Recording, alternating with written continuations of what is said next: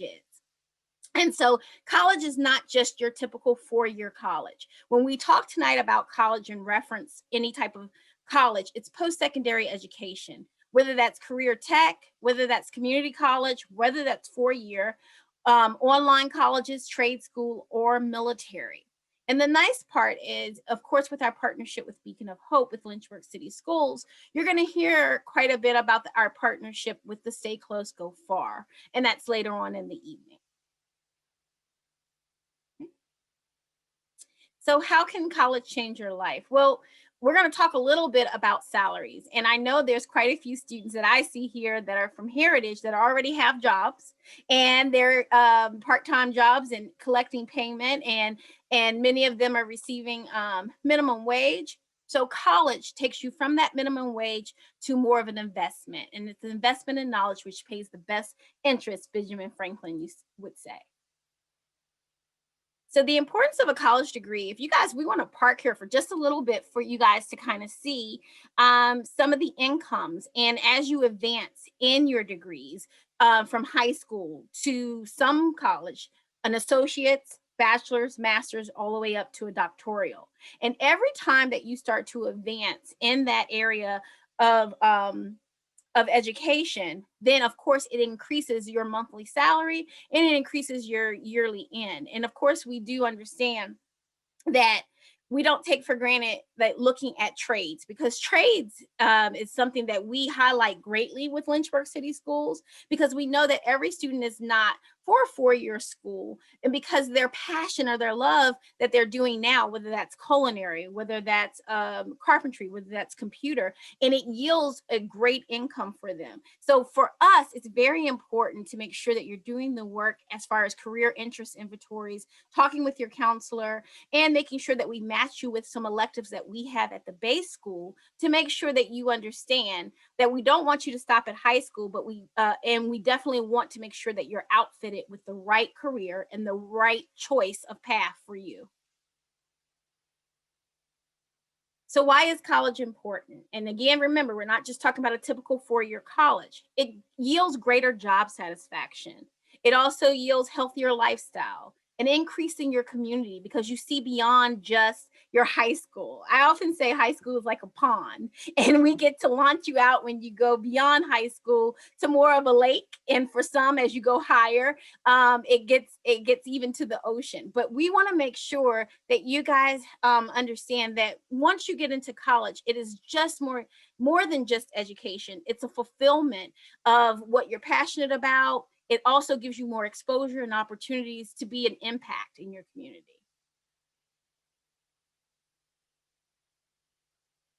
So remember, we said there are different types of colleges. So when I look at just a four-year college, even within a four-year college, you have public, you have private, and then we also have, of course, historically Black colleges and universities, which we're exposing our students more to, because we want to make sure that they understand there are all different types of colleges to meet the needs of our particular student base. And so with public colleges, of course, they're funded by local and state government, and they're usually lower tuition for in-state students. For private colleges, of course, it's more mainly on tuition and private funds. And there's also generous benefactors that give private donations. So sometimes they're able to afford students more generous financial aid packages. So we often say, don't close the door to private colleges, because oftentimes we've had students who've come away with a lower payment as far as tuition each year. And then when we talk about historically Black colleges and universities, it is not just for a minority student or an African American. It is for any and all students. And the nice thing that I love about historically Black colleges or universities, they do tend to lean on a lower GPA. When I say lower, it's a 2.5 or higher, but they do look at the fact that sometimes students, their transition into high school can be a little challenging, and it takes a lot for them to be able to be back on stable ground and get that GPA back up. And so if you're a junior right now who says, I do want to go to college and I want to go to a four-year college, but my GPA might be on the lower end, whether that's a 2.4 and somewhere in there, then you're not totally crossed out. There are schools, and it's not just historically Black colleges, but there are schools that will look at the whole picture for you and be able to still talk about how they can help grant admission to you by the end of your senior year. So when we talk about career and technical schools, I love the Lynchburg area. Didn't think I was going to say that because I'm not originally from Lynchburg, but I love it because we're so rich in our technical schools. And I say that because we, of course, have Virginia Technical Institute in Alta Vista. CVCC has grown their program tremendously in order to incorporate more career opportunities. We have a lot of businesses who have come alongside, even as early in the junior year of school, to give internships, along with some summer opportunities for students. And so I'm excited about our area and how we're growing in the area of career and technical school. So of course, with community college, there are over 1,000 community colleges in the United States. And of course, that's where a student can do a certificate or associate's degree. I'm gonna park right here because CVCC is a great treasure for us here in the Lynchburg area. More importantly, it's one of those, when you'll hear more about the Stay Close, Go Far scholarship, it's where any student who chooses to land, and it has been 4 years in Lynchburg City, who chooses to stay in here and go to CVCC, you'll hear more about the great deal that you as families will have that opportunity with Beacon of Hope. CVCC, we've had students who've done the 2-year and transfer out, but we've also had students who've done some of their programs such as X-ray, their arts program. We've had dental, we've had them transfer to Virginia Wesleyan for dental. So it's nursing. So it's welding. Look, I keep thinking, I'm like, all of these are really great. And it's right here in our backyard. And more importantly, you guys are the class that still gets that opportunity of the Beacon of Hope scholarship, which is the 2 years that are afforded to you. For pretty much being able to be a Lynchburg City student, a school student. So that's tremendous. When we talk about 4-year colleges and universities, this slide has emphasis on what some of those schools will offer, of course. And when you hear more about liberal arts colleges, such as the University of Lynchburg, and when you hear about certain colleges like that, they're usually colleges who have more emphasis in history, literature, languages, even mathematics and sciences. But when you have something that's a university, such as the University of Virginia or such as JMU, they're larger universities that have more majors and degree programs, and oftentimes a student can continue on that graduate track within that school, and and even the doctoral programs as well. And so therefore what you'll see is they just advance more in whatever your career path may be. You'll have more upward movement with that. So this slide here highlights some of the other benefits of college. And I'm sure as you guys are talking as families, and as you have seen your families and your friends and teachers even, and having conversations with counselors, college is, like I said, it's just not about the degree. Oftentimes it's about thinking outside of what you're normally used to. It's meeting new friends from different cultural backgrounds.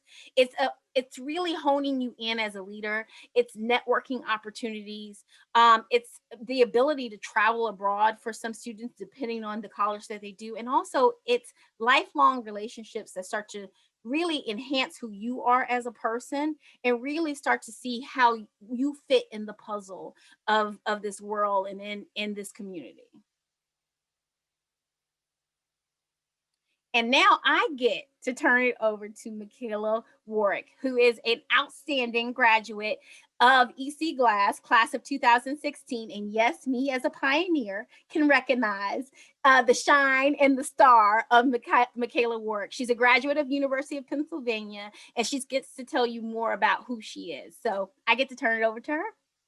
Thank you so much. I'm glad there's no beef between us based on our school backgrounds. I just want to shout out, I did put on my oversized college shirt just for this, to really make it special. But yeah, so I am from Lynchburg, and I went to the University of Pennsylvania, which is located in Philadelphia, Pennsylvania, and that's where I am now. And I'm so happy that, this year we're on Zoom, so I can still talk to y'all despite the distance between us right now. So my experience was, I'm a first generation low income college student. And basically, I'm sure that language is a bit more popular now than it was a couple of years ago, but that means I'm the first in my family to go to college. So I didn't really know what to expect. Everything that I guess I just had an obsession. I was in the counselor's office, and I see Miss Calloway was my counselor, and she's here on the call today. But I was there all the time. I was asking questions. I was stopping by Beacon of Hope. I was sending emails, and for me, junior year was like the perfect time to really just start to learn up. What are the different options that I can do? What would be the opportunity to go to CVCC and transfer over for me in my like financial situation? Or what would it look like going to a private four-year university that could provide a lot more scholarship opportunity to make college possible for me? So like that was one of the biggest things that I was thinking about when I was in your shoes. Like, what can I learn? And then also like what's feasible for me. And I guess what I learned was to think big. Don't limit yourself. Don't think like, oh, I can't do X, Y, and Z, so I shouldn't try it.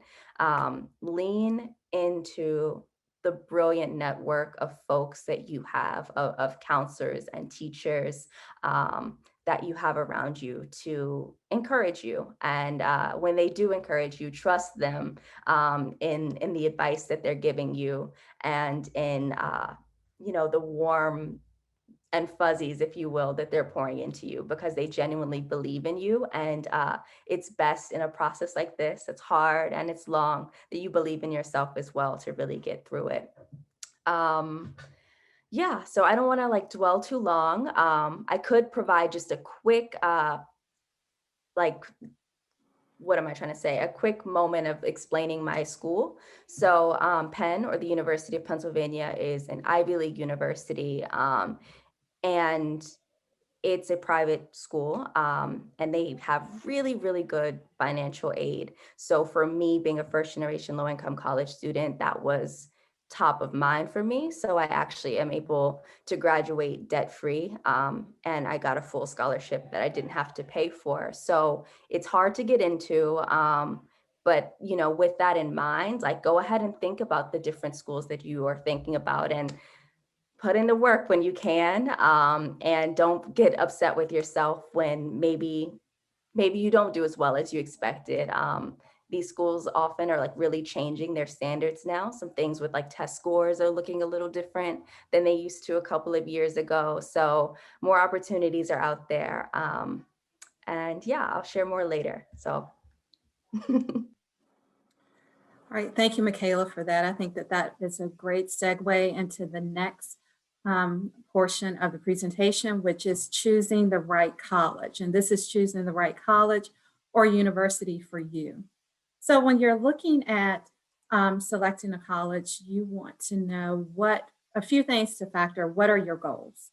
What is it that you want to achieve? I know that when we go into the classrooms or when we talk to students, we have students who the majority is, what do you want to do after high school? It's, I want to go to college. Okay, what do you want to do after college? So that's one thing that has to be factored in as well. What particular career are you interested in? Do you want to learn a trade? Are you interested in obtaining a certificate or a degree? That makes a difference regarding the amount of time that you will take to earn your certificate or your degree. I will say there are some great programs, and as Ms. Hester had mentioned, there are wonderful programs with CVCC and the Central School of Nursing for students who are interested in that, in this area where students can obtain certificates, and then they can go into the world of work, as well as we have great institutions of higher education in this area, as well as in Virginia and other states as well. Some other factors are what type of career. If you're looking for a specific type of career, some students know exactly what they want to do, and so they're on that path. We have other students who are not sure about their goals, and that's okay too, because college is just about exploration.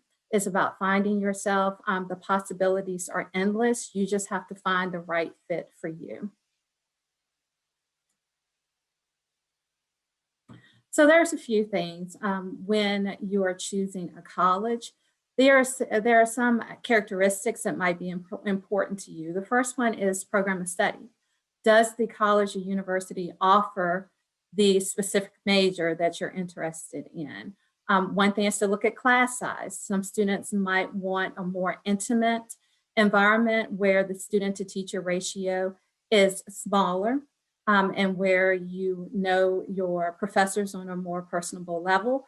There are other students who might come from smaller high schools who want to have that larger college experience where they want to somewhat get lost in the sea of faces. So that's an option for students as well. Also with the location, that might be important for students as well. Are you looking for a large city? Do you want a more urban environment? Do you want a college that's close to home?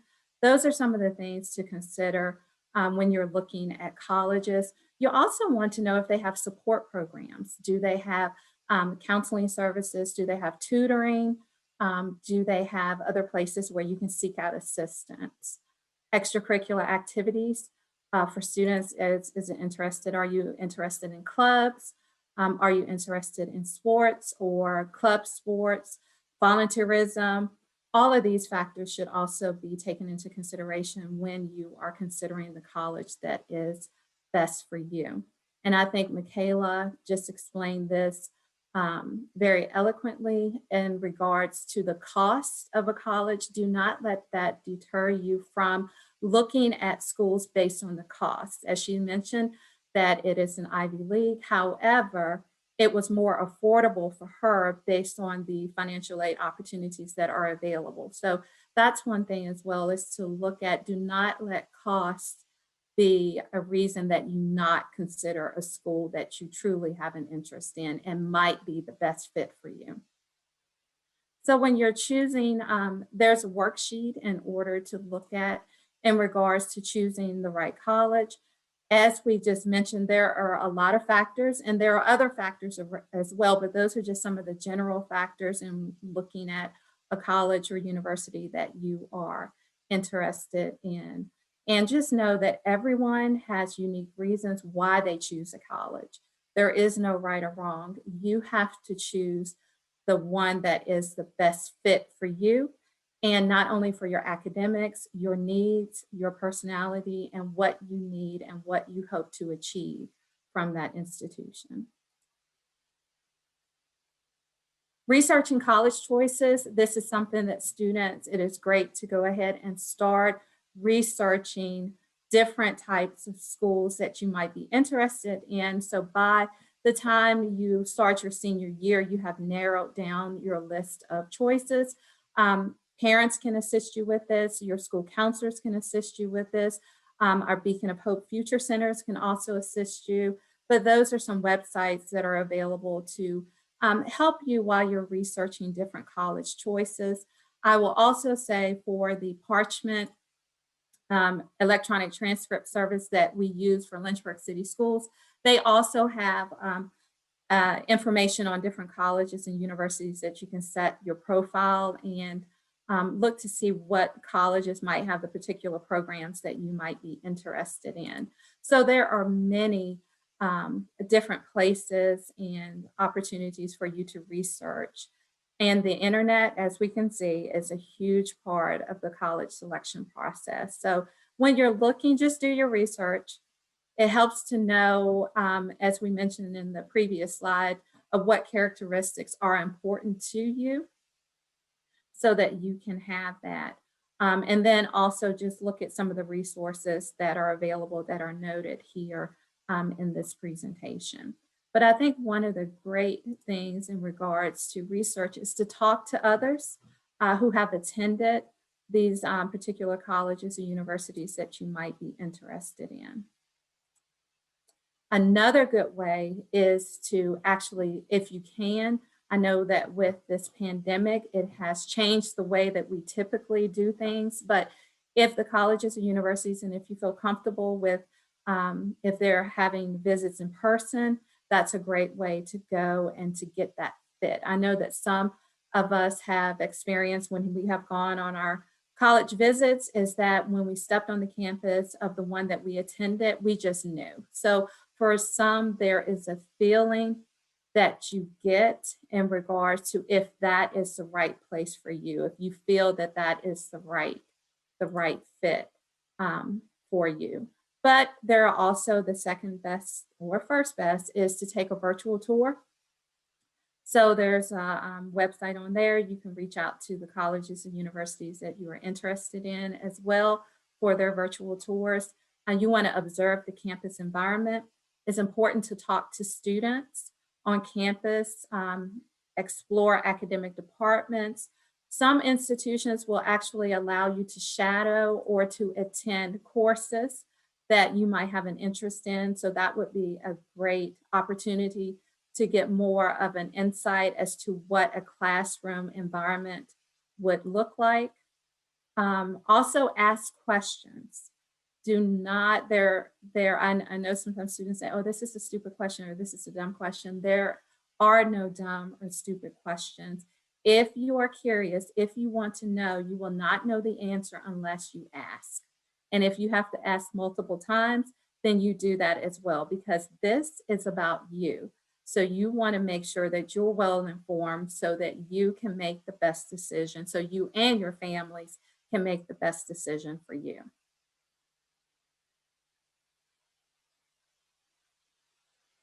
All right, the thing also is to make sure that you are staying on track.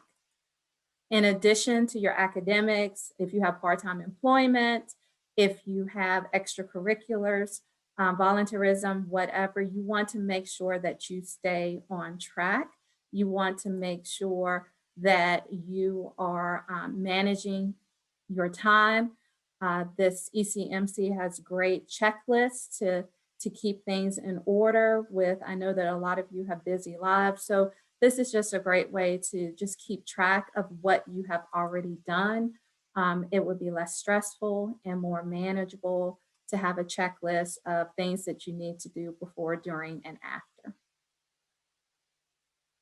All right, so for the college entrance exams, I know that it all depends on the different colleges and universities. Some have gone test optional, some have not, some are self-reporting, some are not.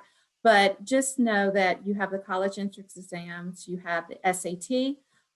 There have been some updates to SAT and that the SAT subject test will no longer be offered. Also consider the ACT. These are different types of college admissions exams.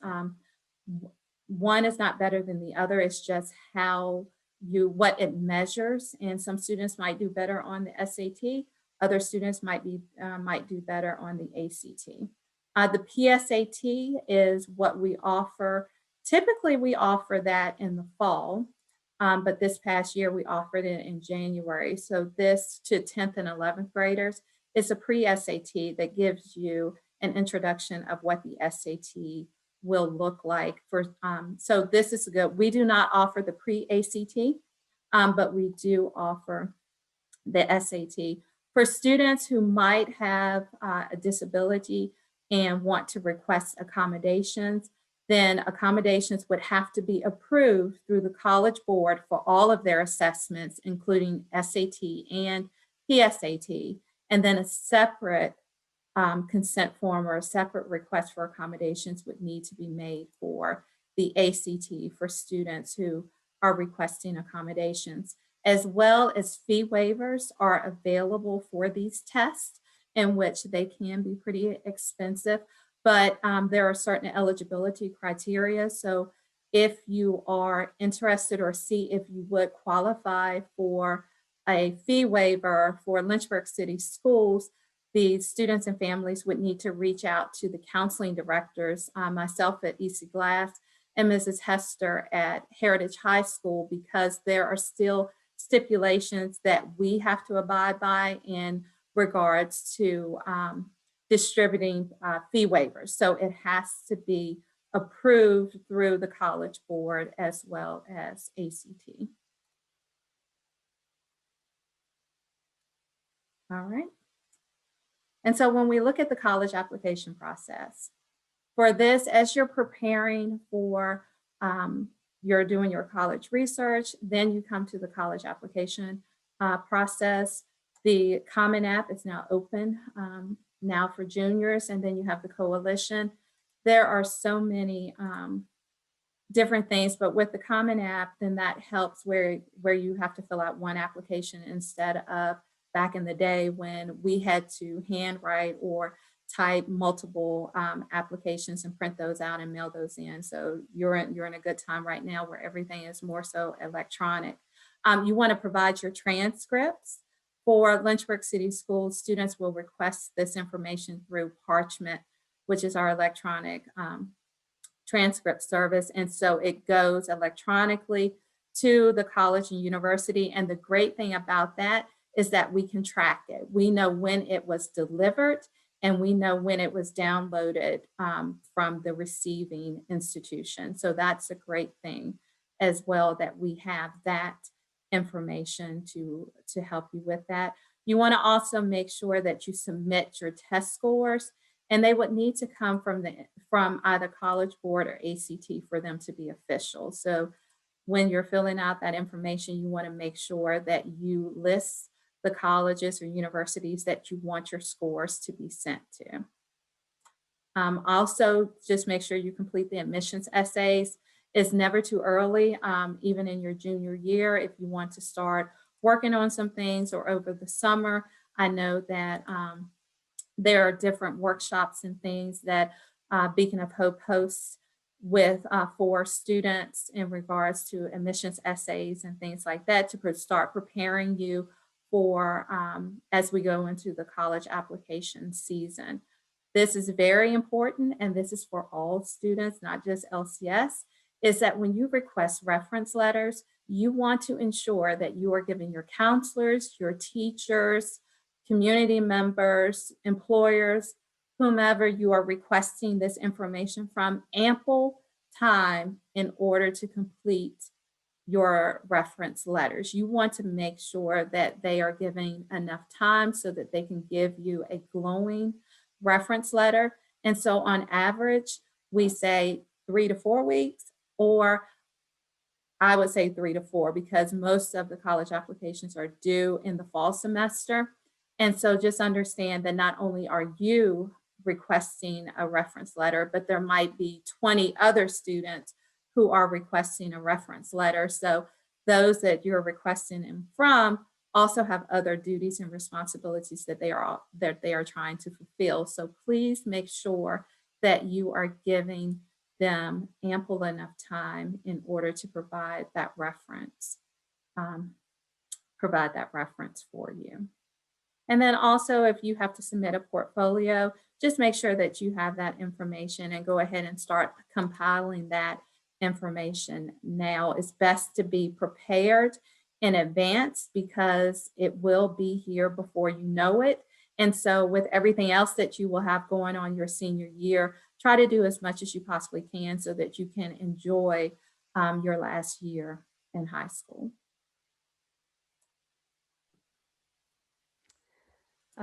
Thank All you. right, Michaela. Yeah, thank you, Ms. Miller. That last point about doing things with enough advance so you can enjoy your senior year is a really, really big one. It's, you always think about these are senior year, college is a senior year thing to worry about. But the fact of the matter is you're trying to prep yourself to graduate. You're also trying to make sure your brain has enough space to enjoy the high school experience and then give yourself a break before you instantly start a new time period. So this is hypocritical advice because I'm a procrastinator myself, but for those procrastinators in the room, like, try your best to go ahead and start putting things on the schedule junior year, so you give yourself enough time, and don't think of it as, oh, I don't have to worry about it right now. Yeah, so this last one had a lot of really important points that I wish I could spend a lot of time talking about, but I would just second that I utilize those checklists about, like, what size school do I want? Do I want urban? Do I want rural? Do I want to be close to home? And I did them early. And I actually thought they were a lot of fun because they helped me get to know myself a little bit more. And then I'd have the opportunity to visit a school, and then I'd realize, oh, never mind. And I could go back to that checklist and say, I don't want a school with 10,000 plus people. I'd rather have like 5,000. And so give yourself enough room so you can be flexible and not feel, pressured to make decisions about your future on a very tight time crunch. So I recommend, like, if you have a packet, I think it was dropped in the chat, go ahead and go to that page now and like see what you're thinking. I loved the college word search.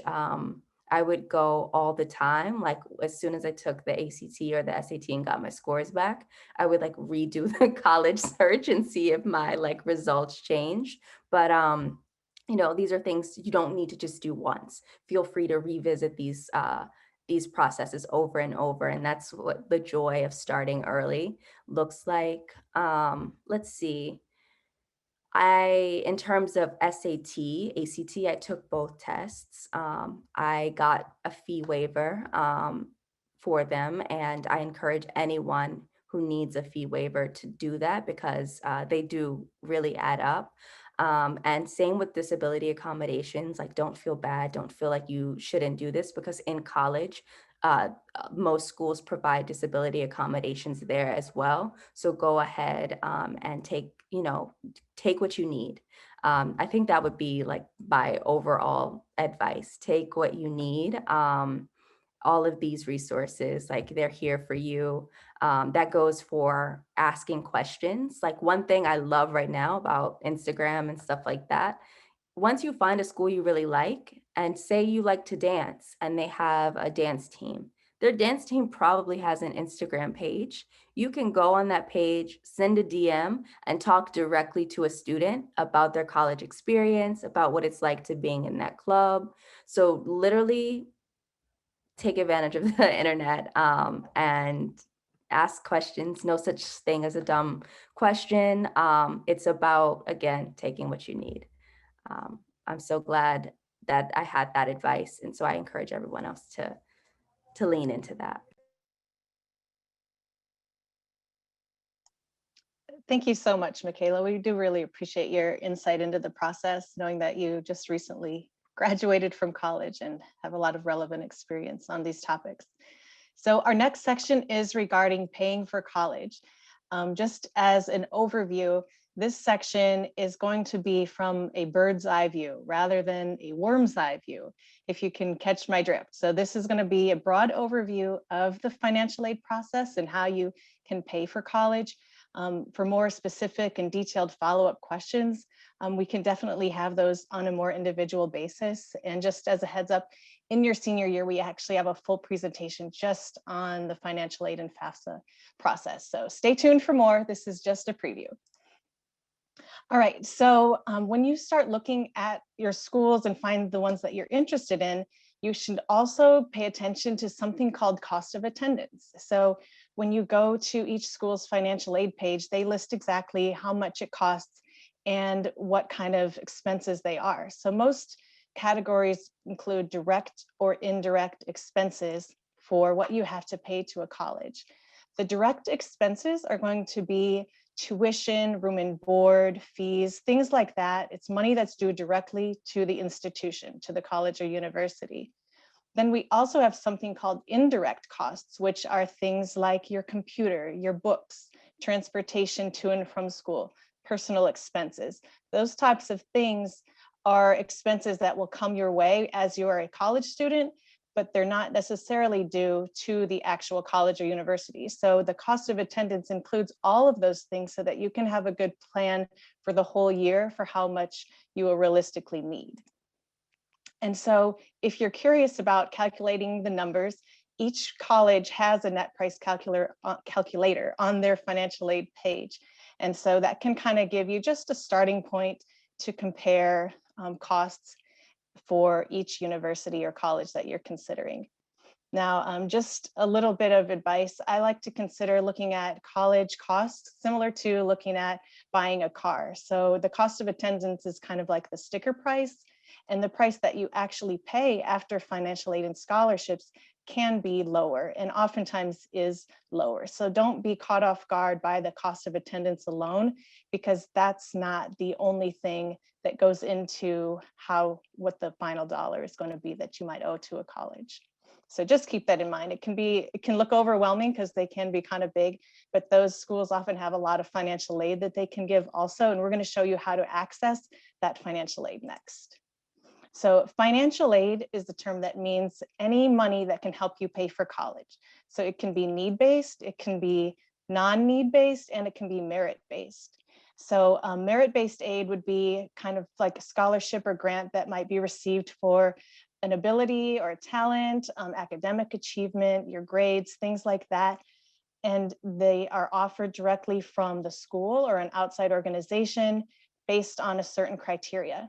While need-based is often based on your financial situation for your family and how much your family is expected to be able to help you pay for school. And then anything that doesn't fall into those two categories of merit or need would be non-need-based aid. And so that can cover a number of other reasons to receive a grant or scholarship. There is money from federal, state, and each college or university. So your financial aid can come from a lot of different places.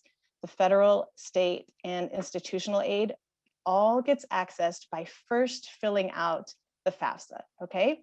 The FAFSA is the free application for federal student aid, and it just asks a few questions about where you want to go to school and your family's financial situation, and then it's going to help you access as much money as possible to help pay for school. So the FAFSA opens on October 1st of senior year. And so if you are curious to see a little preview, you can go to something called the FAFSA Forecaster. It will let you know right now what you would hypothetically qualify for on the FAFSA. Something to also think ahead about is if you're in Virginia applying to UVA, William and Mary, Washington and Lee, or University of Richmond, you'll also be required to complete the CSS profile, which is on the College Board website. It's an additional financial form that is required for those campuses to apply for financial aid. If you're looking out of state, certain out of state schools require it as well. So just know ahead of time, this is something you'll need to sit down with your family to fill out. It's going to ask for you to create an FSA ID, which is like a username and password, and you just need one of these for the parent and the student. If you're living with a guardian, maybe that's not your biological parent, there's a completely separate process that's even easier. You won't need to contact the biological parent if that's not your guardian. And there's definitely resources at school to help you walk through that process. If you're in kind of a non-traditional situation, don't let that throw you off if you think that you're going to need to find that only a parent can help you. There's a number of adults that can help you fill out the FAFSA to make sure that you get the financial aid that you can qualify for. All right, so after you complete the FAFSA, you'll get a student aid report. And this tells you right now something called expected family contribution. Next year, it's going to change to the student aid index. And we're not going to go into all those details right now, but basically there's a formula on the FAFSA that helps colleges know how much money your family can be expected to help you pay for school. And they're going to try to fill the gap of what's left. So let's say the cost of attendance is around $20,000 and your EFC is $6,000, then you might be able to get financial aid for around $14,000. And that's just kind of rough estimates, but that's what it's used for. And so the sooner you apply, the more quickly you can find out exactly how much financial aid you can get from all the different areas, the financial, federal, state, and institutional, and then the outside scholarships as well that Mr. Cohen is going to share some more about with you. All right, so after the FAFSA is submitted, there are some families that get requested for FAFSA verification. And if this is you, don't worry. It doesn't mean you did something wrong. It's just a way that they double check information. And so just don't be alarmed. It's about a third of every student who applies that gets verification requested. And here we go. We're on the last step. So once you have completed the FAFSA and requested financial aid, you will list each school that you're applying to on your FAFSA. And for each college that you're accepted to and complete the FAFSA for, you'll get a financial aid offer. And so this lists out every type of aid that can come towards helping you pay for your school. So it lists the scholarships, it lists grants, it lists work study, and it also does include student loans.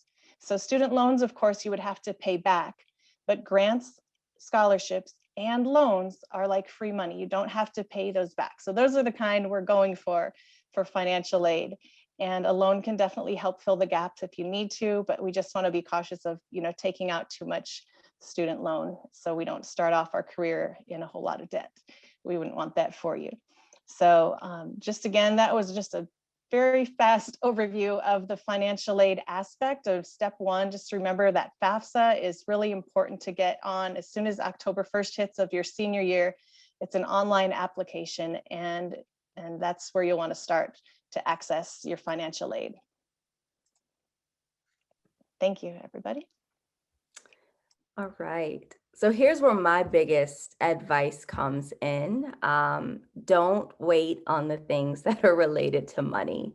So yes, fill out FAFSA as soon as you can. But I'm just going to kind of blend together both what was just covered and what's coming up, which is scholarships.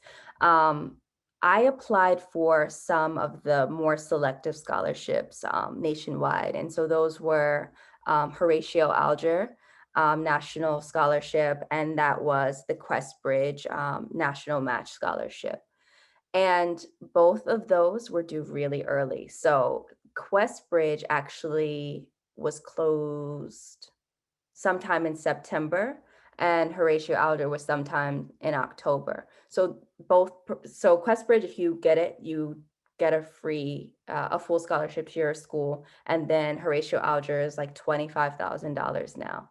Those that bring the big bucks, yes, they're more competitive, but they're the ones that you should be applying for those around the same exact time that you're applying for your like first round colleges that you really like. So oftentimes, people think of the process as, oh, I'll apply for college, I'll get accepted to my school, and then I'll figure out how to pay for it. Those are things to really be thinking about simultaneously. So if you can get a head start on thinking about your story and the narrative that you want to share about yourself during the summer, that makes it easier. So you have your college applications ready, so you can go ahead and start putting those scholarship essays, because the more selective and higher rewards often do require some essays and even sometimes letters of recommendations on their own. So don't delay to really ensure you can leverage your story and take advantage of time. So let me see. I think a big thing was the needs versus the need-based scholarships and the merit-based. So some schools, and they're often the private schools, are the ones that provide scholarships to students based on the amount of money that their family makes. So my school, Penn, for example, any family that makes less than $60,000 a year would go to Penn, to not having to take out any loans or not having to worry about paying for anything. So when you look around at schools and their financial pages, check out that, like, what is sometimes if they say need-based, they'll often list like any family less than X, Y, and Z, you can expect to have a financial aid package that looks like this. So really start looking at that. And that can inform, how you go about, inform what to expect as you're doing your FAFSA, and for some schools, the CSS profile. Yeah, that's the overall. I could go into depth about those scholarships, but or I can do it as a Q&A later. I want to keep us on schedule. Yeah. All right, so it is my job to wrap this up. There we go, with scholarships. And Michaela did a great job introducing that. So just so we're all on the same page, scholarships are free money, right? They're not loans. They are money that is free, and they can be based on lots of different things. You see some of them there. And Michaela mentioned first generation students as well. There are scholarships specifically for first gen students. But, you know, I'll just summarize this idea of scholarships as, if you can imagine a topic or a character trait or an interest, there's probably a scholarship out there somewhere being offered for that thing. It's just finding it. And so we're going to provide some helpful resources and websites that list scholarships as part of our follow-up with this evening, and we'll share those in a second here. So where do you start? I would say our most successful students consider scholarship search as a part-time job. And I've seen students who will say, you know, on Friday, I schedule 2 hours into my day to just search for scholarships. And those are the ones who are really reaping the benefits of that. You'll never get a scholarship that you don't apply for. You know, nobody just has one land in their lap. And so where do you start? You start by at your local school. So for our LCS students, that would be your scholarship coordinator. Both Heritage and Glass have a staff member who is the scholarship coordinator in their counseling offices. You know, your future center directors, Ms. Vanderhoff, and for our students who might not be LCS, you know, speak to your school counselors. They can help with that sort of thing. So start, you know, in the very spot that you go most days of the week in your school community, and then work out from there. You know, in Lynchburg, we have the Education Foundation that offers scholarships. And then Michaela mentioned a lot of institutions, a lot of schools and colleges will offer specific scholarships for maybe different programs within that school or college. So, you know, start locally and then work your way out from there, okay? You need to organize it and take this on almost methodically if you want to be the most successfully. And so step one is to create a scholarship email account. You know, and this is something that we really encourage our students to do from the outset. Use it for your college applications, use it for your scholarships. Have a Gmail account, it's free. That is your professional sounding email handle that you are comfortable sharing with those people that you're trying to impress, quite honestly, you know, and those being admissions officers, maybe job interviews and scholarship coordinators. So do that. Create a plan that works for you. I'm a big fan of checklists or spreadsheets, but you know, you need to figure out what works for you and then start applying. And that checklist or that spreadsheet is going to be helpful because then you can track, you know, this scholarship is due by this date and here's the link and I've done it, and you're not trying to apply to the same thing twice and you're not losing track of deadlines and all that fun stuff. And then verify you've done it because you have your proof. You know, you have your postmark, or you have your you have your verification that it was submitted. There are state grants in Virginia, and you see the three there: the Virginia Commonwealth Award, the VGAP, and the VTAG. So the VGAP and the Commonwealth are both based on need and merit, and their awards vary. I'm sorry, no, their awards vary. The VTAG is specifically awarded to students participating in private colleges in Virginia. And it varies from year to year, but it's approximately $3,400, okay? And ECMC are the folks behind this presentation tonight. They do lots of events throughout your senior year. And this is kind of this is the kickoff one, this college night event, okay? So junior year and into senior year, so you'll be hearing more about things like Virginia College Application Week and FAFSA nights and eventually Decision Day to kind of round out your senior year. But we wanted to mention that. And Ms. Vanderhoff already talked about the FAFSA. That is one of your very first steps to receiving free money. So the money you'll get from your FAFSA is not necessarily a scholarship, it's a grant, but it is free money. Okay, so FAFSA will open for you on October 1st of your senior year. And we would encourage you to apply really right off the bat. You know, let that be one of the first things you do in your quest for money to pay for college. We hold FAFSA events at both of our schools, at Heritage and Glass. And you know, whether those are virtual events or in-person events next year will be determined later. But one way or another, we're holding FAFSA events to help you get those forms submitted. So some tips real quickly here. Start early. We've already said that. Ms. Miller-Good already said, you know, get those letter of recommendation requests in early, because you're one person and your teacher or your coach or your counselor might be receiving multiple requests, probably is receiving multiple requests. So give them the time to write you the letter that's going to reflect the best version of you. Okay. I would even say, you know, be willing to sit down and talk to that person for a few minutes and give them exactly what information they need. I always ask students who request a letter to fill out a questionnaire just to jog my memory. How long have I known you? You know, what kinds of things are you doing around the community that I might not even know about, but that give me that full perspective of who you are so that I can write the best letter for you. There are some really big scholarships out there that Michaela talked about, but I would say, you know, don't ignore the small award scholarships, because if you start applying for those smaller scholarships, sometimes those are the ones that students will overlook because they say, oh, it's only $500. Yeah, but $500, you know, awarded several times from several different scholarships starts to accumulate real quickly. And if you break it down as an hourly pay rate, you know, it took you an hour and a half or 2 hours to complete a couple of $500 scholarships, and you win those, you are awarded those.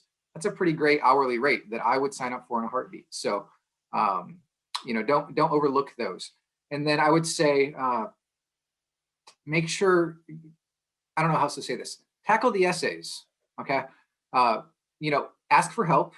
Your English teacher, your counselors, your future center directors will be happy to look over your essays to give you feedback and proofread. Don't run away from scholarships just because they have an essay component to them, okay? We're gonna share a resource that I absolutely love called College Essay Guy, and he breaks down all sorts of ways to approach essays that kind of, it makes it more manageable, okay? And then I want to go back. The last thing I want to be sure we talk about is, you know, there are out-of-state opportunities. There is something called the Academic Common Market that allows some students to pay in-state tuition at out-of-state schools. And that kind of that hinges on whether or not your major or your interest is being offered in state, but we'll be sure to share that resource out. And then we've already talked about it. We want to make sure you're aware of our Beacon of Hope scholarships. So we have two different scholarships that Beacon of Hope offers. The qualifying requirement is that you were an LCS student from grades 9 through 12, either at Glass, Heritage, Fort Hill, Empowerment Academy, but one of our high schools in the city. And the Stay Close, Go Far scholarship is awarded for students who are staying here locally. So that would be at CVCC, at Liberty, University of Lynchburg, Randolph, Sweetbriar, or Central School of Nursing. And that is a promise scholarship. So it is our community's promise to our students at Lynchburg City Schools. It is automatically awarded to students who apply as long as they meet that 4-year requirement for attending LCS high school. The second scholarship that Beacon of Hope offers is the Commonwealth Scholarship. And that's a competitive scholarship that we offer every year. The number varies, but it usually hovers around 5 awards for Heritage students, 5 awards for Glass students, and it varies a little bit every year.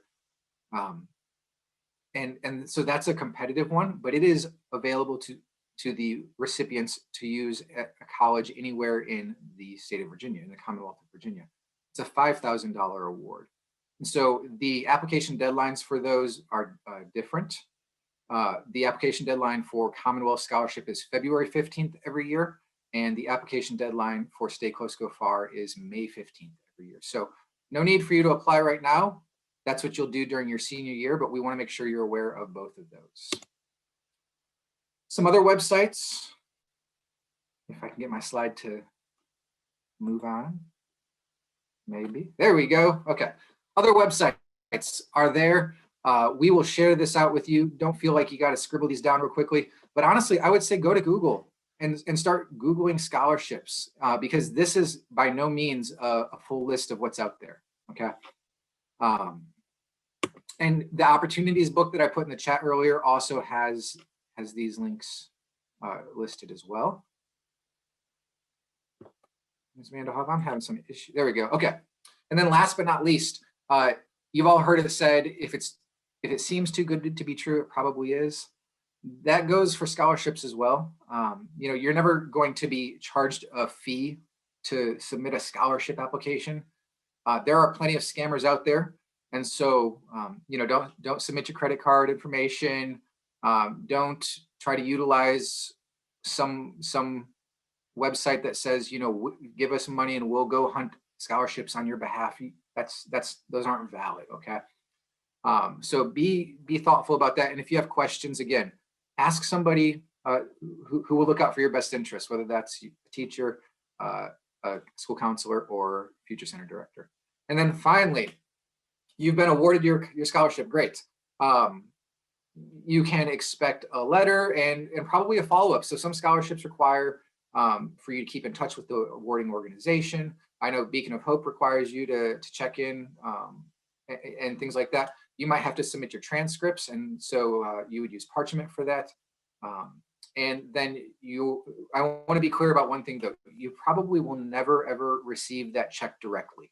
That's a question we get every spring is, when will I get my check or my award? You know, your award is going to be sent most likely to the college's financial aid office and applied to your student account. Okay. And so you'll need to make that college aware that, hey, I won this and you should be expecting this from XYZ organization. So I think that is all we've got for scholarships.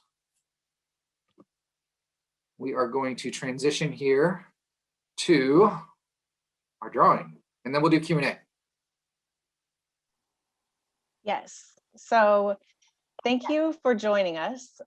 We want to make sure that you have a chance to enter the drawing for the $1,000 scholarship. So if you have a second device, you can put your phone up to the monitor and scan the QR code and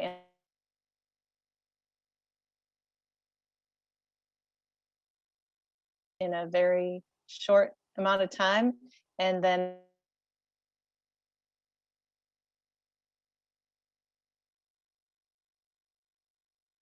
you could access it from the chat also. This will be while we are waiting for your results, we are going to take a look at the Q&A section. Now, I have scanned it. There's quite a few questions. So I'm going to make an executive decision and say that we can choose a top question or two. And then we will post all the answers to the questions in a follow-up email to everyone who is here tonight. We have your emails already from the registration.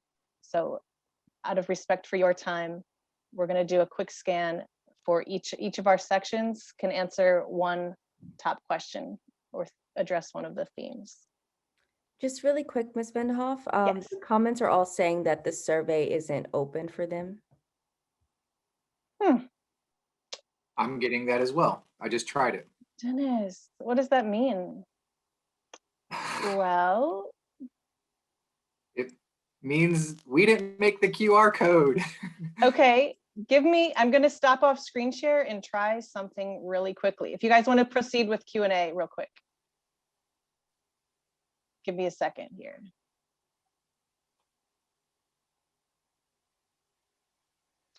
So, so I go will ahead. just answer, as Ms. Vanderhoff was saying, as far as the Q&A goes, is that some of the questions and the answer to a lot of the questions, like which schools accept SAT or ACT, what is the preference, SAT or ACT?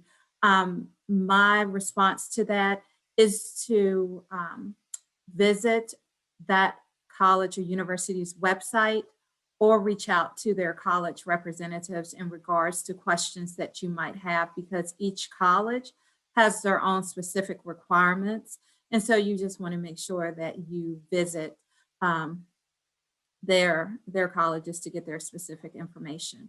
In regards to scholarships, a list of scholarships, it was discussed, Mr. Cohen had mentioned that each high school for Lynchburg, EC Glass and Heritage High School, they have scholarship coordinators. And so they communicate information to students in regards to the different opportunities that are available by email, by Google Classroom. Students are highly recommended to join their grade level Google Classrooms because that's where our scholarship coordinators also post information. I know at EC Glass, for our scholarship coordinator, on her signature, she actually has the scholarship list. Even if students are not eligible to start applying at this time, it is still a great resource so that you could look to see what some of the opportunities are available and when the dates are and when the deadlines are. So that is another way that you can start preparing for not only applying to college, but for paying for college. So those are just some of the things. But the main thing I would say is that if you would join your school's Google Classroom to have that information, because that's where we try to post all information, as well as, I can speak for EC Glass. Our scholarship coordinator, Miss Leilani Walsh, is very active on social media. So she also posts things on social media. So just look out for that information. So I'm going to go ahead and piggyback on Ms. Miller-Good, just on some things that we saw that were consistent as far as in the Q&A. And so one of the things was about transcripts. And so it's so greatly important that you're accessing your Parchment account. Links from both schools were sent out in September to all students from the grades of 10 through 12. If you have not accessed your Parchment account and need that link resent to you, then you will see when the Q&A is sent out to you, the email address for both schools, school registrar. So for Heritage, of course, it's Miss Stephanie Andrews, and for EC Glass is Mrs. Jean Long. And both of those women are more than happy to resend those links to you so you can access your Parchment account. Ms. Miller-Good alluded to Parchment a bit. That is the major way that we communicate in regards to transcripts. And of course, we know transcripts are only done for Lynchburg City Schools on a yearly basis, which is after July 1. And that's after July 1 for seniors, and it's after September 1 for 9th through 11th graders. And so at this point, for you guys, once your transcripts are done in August and computed, then those will be those transcripts showing your junior grades only. I want to make sure I clarify that, because many think that we do it at the semester and we don't. So it will be from your 8th grade year to your junior year that will show for college applications. And many times we get questions in regards to that. The other thing is, on that transcript, it will show all of your academic history from the time that you took your first high school course. It will also show for you your GPA. It will also show for you your class rank. Class rank and GPA do not change once those transcripts are released September 1. So I want to make sure that we clarify that, because it becomes a lot of confusion and people do think that rank and GPA changes throughout the year. And again, we are a year transcription division. So therefore, it's only at the end of your junior year. So Parchment accounts are how you will receive your transcript. I highly recommend, as juniors and your family, that you make sure that you know what is your academic history, what is your academic profile. So therefore, when you are starting to do scholarships and when you're also looking at colleges and what their admission requirements are, you're very knowledgeable of where you stand academically as a student. Some of the other questions that kind of looped all together was in regards to how soon can I apply to college? And what does that look like? What will those college applications look like?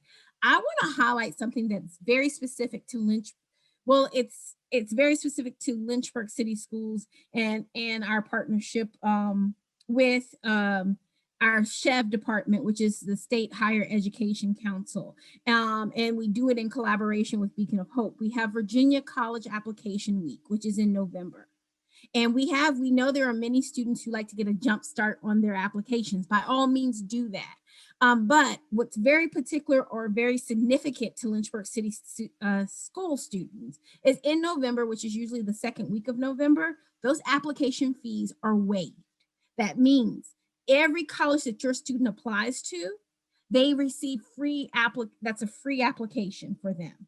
So for some of our students, they like to apply to 5, 6, or I've even had 10 colleges that they've applied to. And it is, Michaela, it is incredible, because the incredible part is you can launch out there and it's not based on your financial need. You can take the opportunity. And if you've said, I've narrowed down to these 5 schools, you can apply to those 5 schools.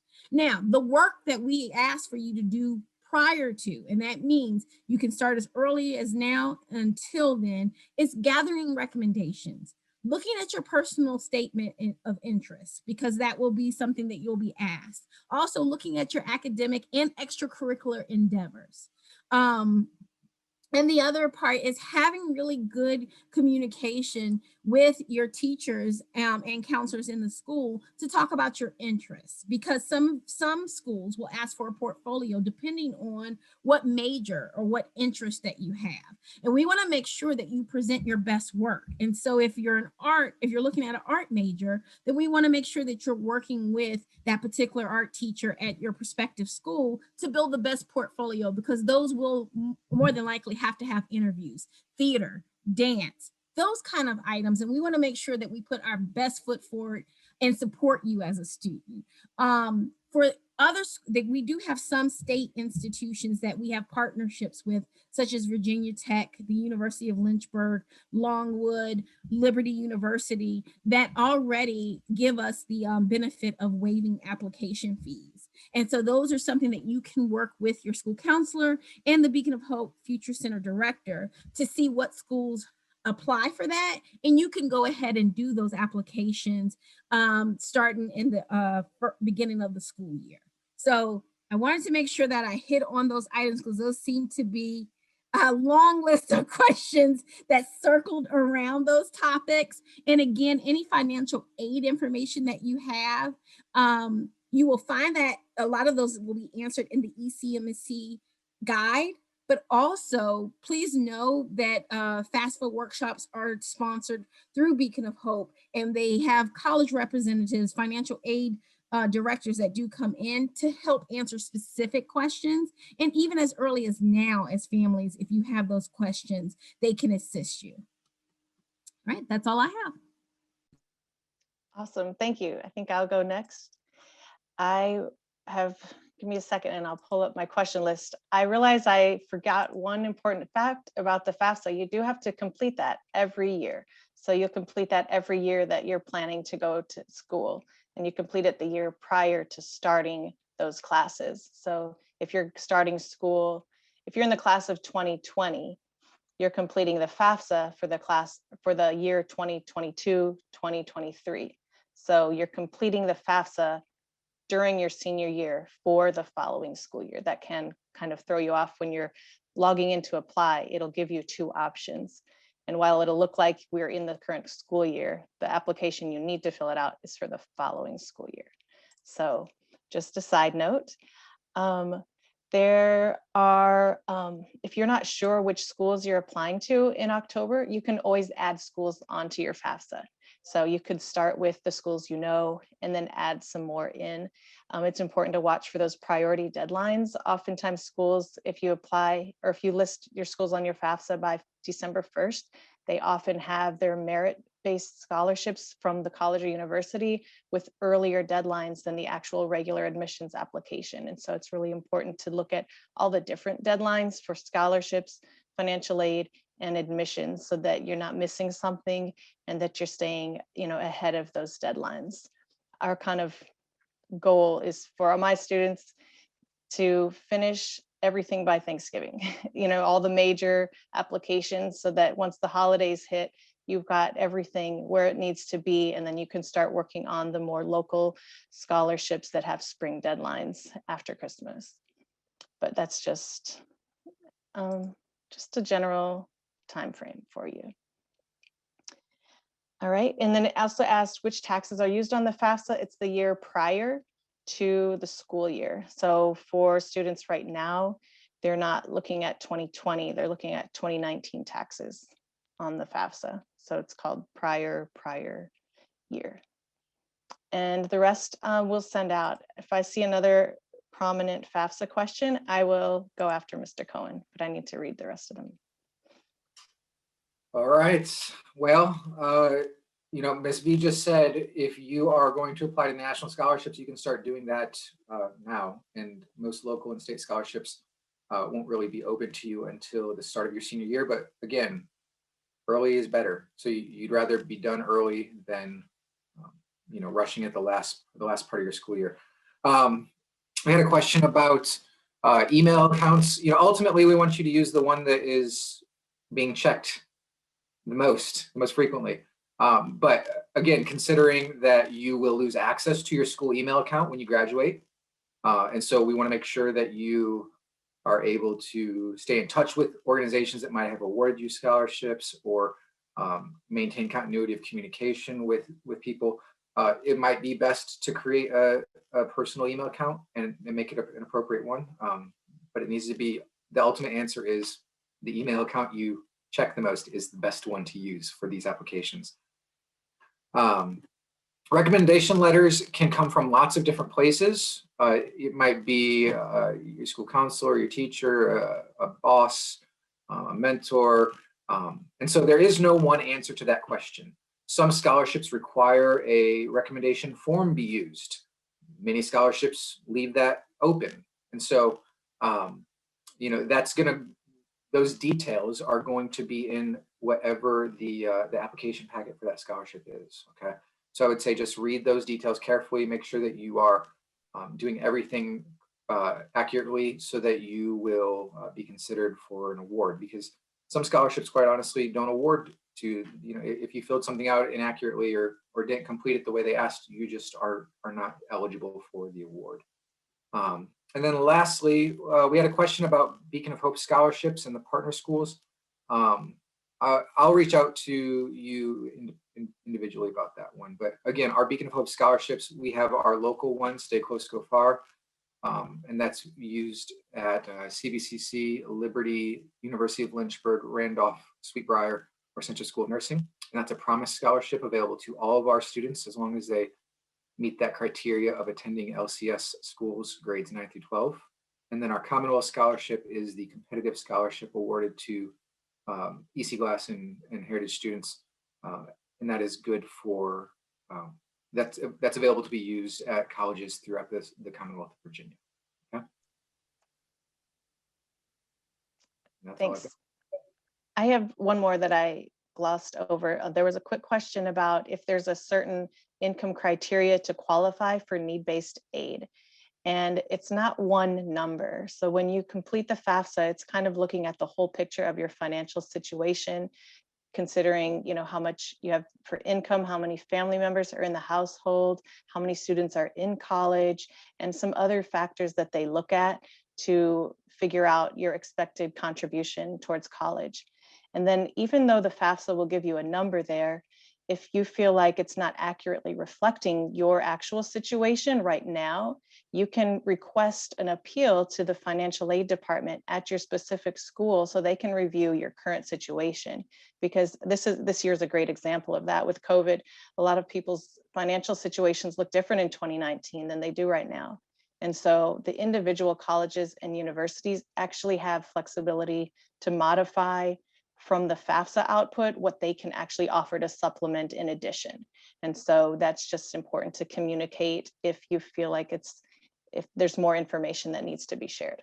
So reach out if you have any questions at all. Michaela is going to close us out, and we're going to follow up with a recording of this, the slides, and then all of the Q&A with answers, so that if you want to refer back to that, you'll be able to. Thanks for joining us, Michaela. All right. So I just want to say, you have a big journey ahead, but you don't have to do it alone. And having an event like this is just a reminder of all of the people in your corner. I want everyone who's still on the call to know, like, you can reach out to me as well. I'm going to drop my college email right here. Please feel free to ask me any questions. We can set a time up to chat or Zoom call. And, we tried to condense a lot into a short time. But if you have specific questions and you want to dig into it, if it's multiple layers, I would love to support with that. So great being here. And I love connecting with my fellow Lynchburg folk. Good to see y'all. Thank you.